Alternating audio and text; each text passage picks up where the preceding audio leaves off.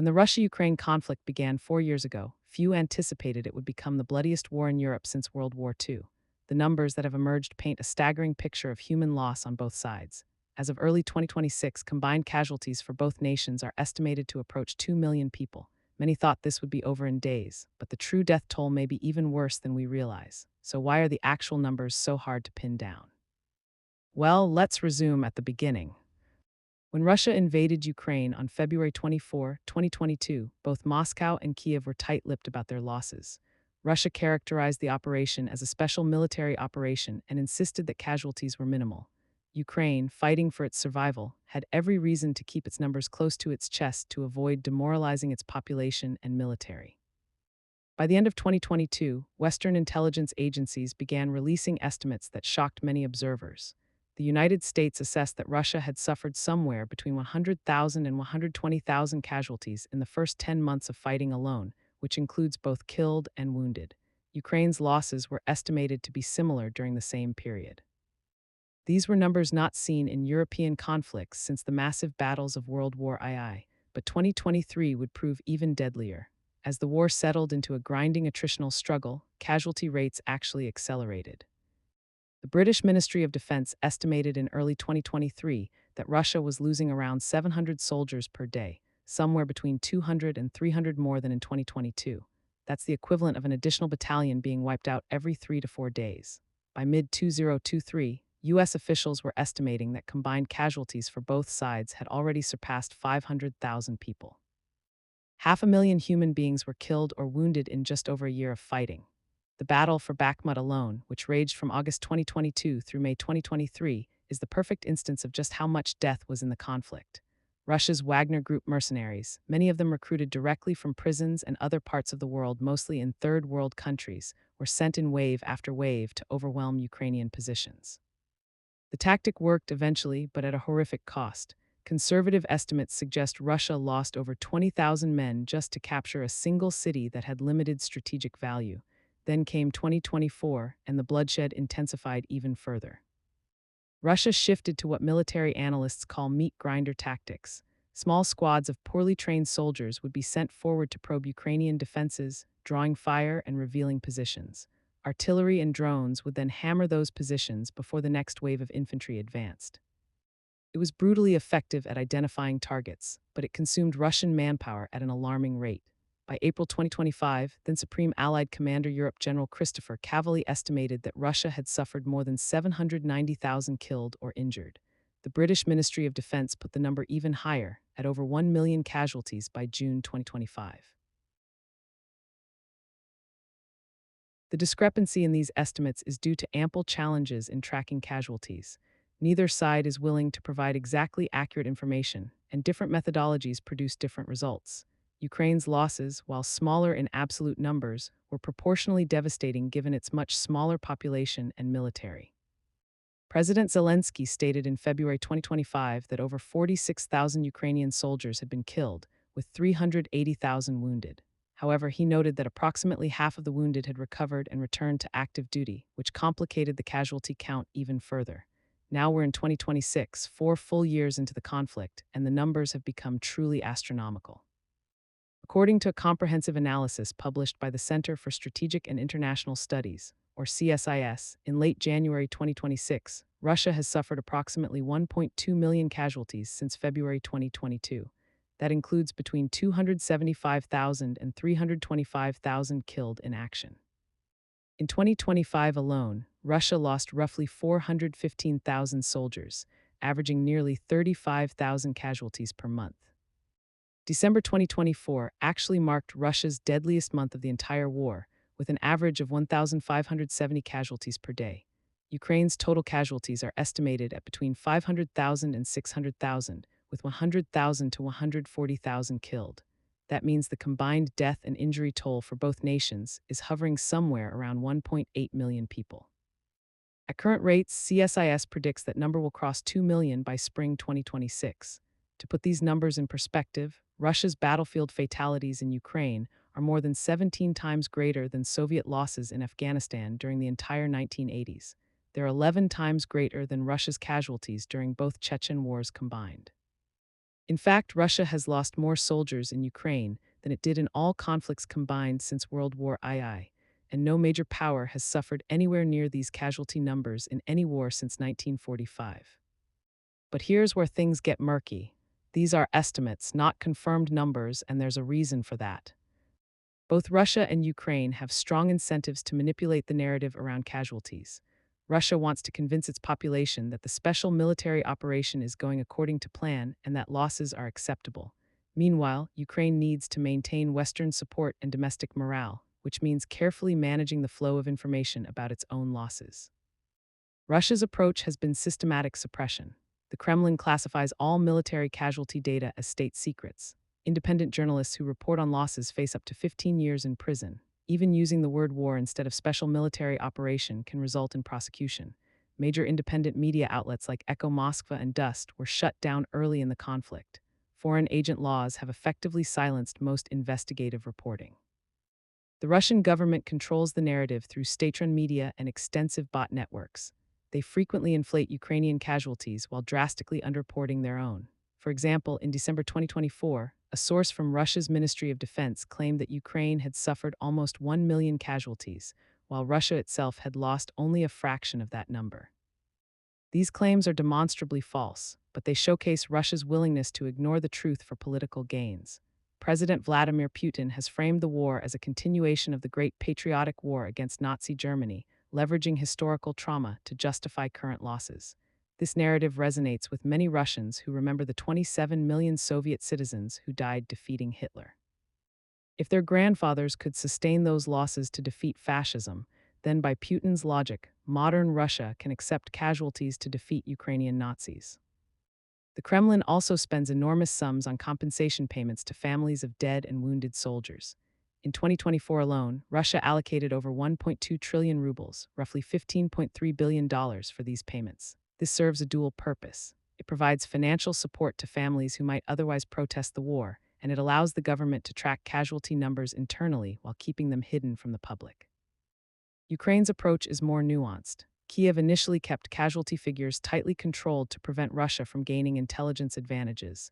But as the war dragged on, Ukraine found itself in a difficult position. It needed to demonstrate to Western allies that it was using donated weapons effectively, which meant publicizing Russian casualties. At the same time, revealing its own losses too freely could undermine recruitment efforts and public support. Ukrainian officials have been accused of inflating Russian casualties to demonstrate battlefield success. The daily tallies released by Ukraine's general staff consistently show higher Russian losses than most Western intelligence agencies believe plausible. For instance, Ukraine claimed Russia lost over 1,247,000 troops by late December 2025, a number that aligns with some Western estimates, but may include wounded soldiers who returned to duty multiple times. Ukrainian President Volodymyr Zelensky himself has been careful about releasing Ukrainian casualty figures. He waited until February 2024, 2 years into the war, before publicly stating that 31,000 Ukrainian soldiers had been killed. Even then, many analysts believe this number was significantly understated. When he updated the figure to 46,000 killed in February 2025, it still seemed conservative compared to Western intelligence estimates. The truth is that accurately counting casualties in modern warfare is extraordinarily difficult. Soldiers go missing and may be prisoners, deserters, or killed in action, with their bodies never recovered. Wounded soldiers may return to duty multiple times, making it unclear whether they should be counted as one casualty or several. Russia's practice of recruiting prisoners adds another layer of complexity, as these soldiers often lack proper documentation. Independent verification efforts have tried to fill the gap. Mediazona, working with BBC's Russian service and a team of volunteers, has compiled a named list of Russian military dead by scouring social media posts, local news reports, and government websites. As of January 13, 2026, they had confirmed 163,606 Russian deaths by name. But they openly acknowledge this represents only a fraction of total losses, as many families never publicly announce deaths, and Russian authorities actively work to suppress this information. The most troubling revelation came in late 2025, when it emerged that Russian courts had been filing tens of thousands of lawsuits to declare soldiers missing or dead.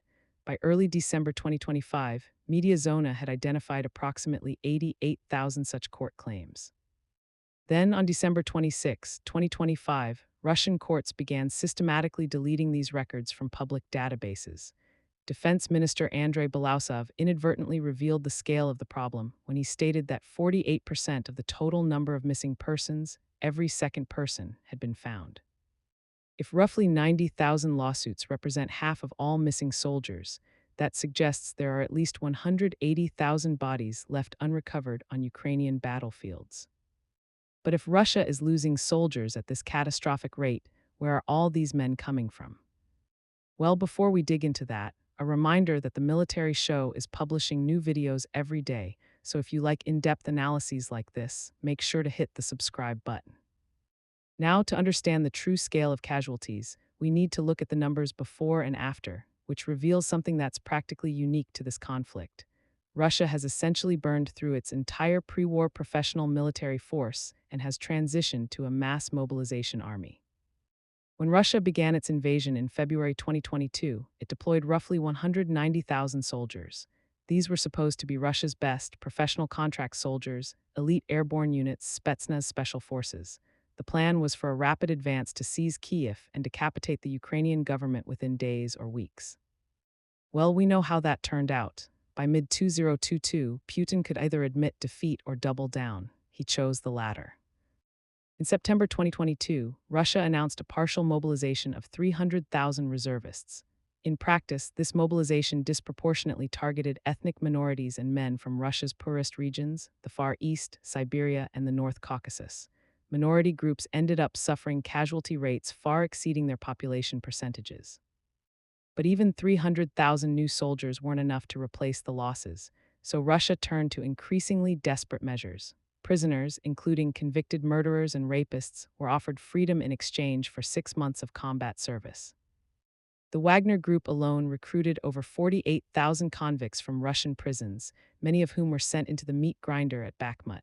Those who survived their contracts came home as heroes, only for many to commit new crimes and re-enlist to avoid prosecution. By 2024, Russia had created what amounts to a permanent war economy centered around recruitment. Regional governments compete to meet monthly recruitment quotas, offering signing bonuses that reached as high as $40,000 in some areas. This is life-changing money in regions where average monthly salaries hover around $500. For many Russians, especially those from economically depressed areas, military service became the only path to financial stability. According to official Russian figures, the military recruited 540,000 new contract soldiers in 2023 and another 427,000 in 2024. In 2025, that number dropped to approximately 417,000. But these aren't the professional soldiers Russia deployed in February 2022. Most receive only 3 to 4 weeks of basic training before being sent to the front lines. They're learning to operate in modern drone-saturated battlefields while under fire rather than in controlled training environments. That difference in quality and experience is costing Russia the war. The pre-war army had junior officers who understood combined arms operation, proper use of artillery support, and how to coordinate air and ground forces. Many of those are now dead, considering that close to 6,500 Russian officers had been confirmed killed, with more than half being junior officers, lieutenants, senior lieutenants, and captains. New officers are being rushed through abbreviated training programs, often with as little as 2 months of officer training before taking command of troops. They're learning on the job, and their soldiers are paying the price for their inexperience. The result is a Russian military that looks nothing like the force that invaded Ukraine in 2022. It's larger in raw numbers, as Putin claims to have 700,000 troops in Ukraine as of late 2025, but it's qualitatively degraded. Units rely on brute force and numerical superiority rather than tactical sophistication. Artillery support has become less precise. Communications are frequently compromised. Logistics remains a persistent weakness. U.S. intelligence estimates that Russia is recruiting approximately 30,000 to 40,000 new soldiers per month as of early 2026. That's just barely enough to replace losses and maintain current operations. It's not enough to support major offensive breakthroughs or rapid advances. Russia is essentially in a recruitment death spiral, where it has to constantly replenish its forces just to maintain the status quo. Adding to Russia's problems is the equipment situation. while Moscow has managed to maintain a steady supply of basic equipment like rifles and uniforms, heavy weaponry is becoming increasingly scarce. According to several Western intelligence assessments, Russia lost more than 4,300 main battle tanks by late 2025, more than its entire pre-war active inventory. It's been forced to reactivate Soviet-era T-55 and T-62 tanks from deep storage, some dating back to the 1960s. These ancient tanks are being crewed by hastily trained recruits and sent into battle against modern Ukrainian anti-tank weapons. The results are predictable. Russia's manufacturing capacity can't produce new main battle tanks fast enough to replace battlefield losses. Most of the new tanks entering service are actually decades-old vehicles pulled from storage, refurbished, and sent to the front. The same pattern holds for infantry fighting vehicles, artillery systems, and armored personnel carriers. Western intelligence analysts predict that by late 2026 or early 2027, Russia will face a critical shortage of armored vehicles if the current rate of attrition continues. So why, given all these problems, hasn't Russia's military collapsed? And why, despite suffering more than twice Ukraine's casualties, is Russia still making territorial gains? The answer comes down to simple mathematics and strategic geography. Russia has a population of approximately 144 million people, compared to Ukraine's 37 million before the war. That's nearly a 4-to-1 advantage in raw numbers. Russia has approximately 18.9 million military-age males between 20 and 39, compared to Ukraine's 5 million in the same age bracket. Even with horrific casualties, Russia can theoretically sustain a war of attrition longer than Ukraine can. Every Ukrainian soldier killed or wounded is proportionally more damaging to Ukraine's fighting capacity than a Russian soldier is to Russia's. Russia has leveraged this by sacrificing its soldiers in exchange for incremental territorial gains. Since taking the initiative in early 2024, CSIS estimated Russian forces have advanced at an average rate of between 50 and 200 feet per day in major offensives. That's slower than the Battle of the Somme in World War I, one of history's most notoriously bloody campaigns. But Russia doesn't need rapid advances. It just needs to outlast Ukraine. Every month the war continues, Ukraine loses more of its limited manpower pool.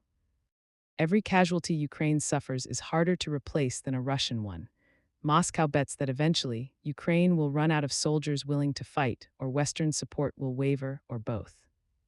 Yet Russia's supposed advantage in manpower hasn't translated to battlefield success in the way Putin's generals anticipated. And there are several reasons why. First, Ukraine's defense-in-depth strategy has proven extraordinarily effective at multiplying Russian casualties. Ukrainian forces have constructed elaborate trench systems, anti-tank obstacles, and minefields that channel Russian advances into kill zones. When Russian infantry attempt to storm these positions, they're hit by artillery, mortars, and increasingly by swarms of first-person view drones that can deliver precise strikes on individual soldiers. The drone saturation of the battlefield has also fundamentally changed the calculus of warfare.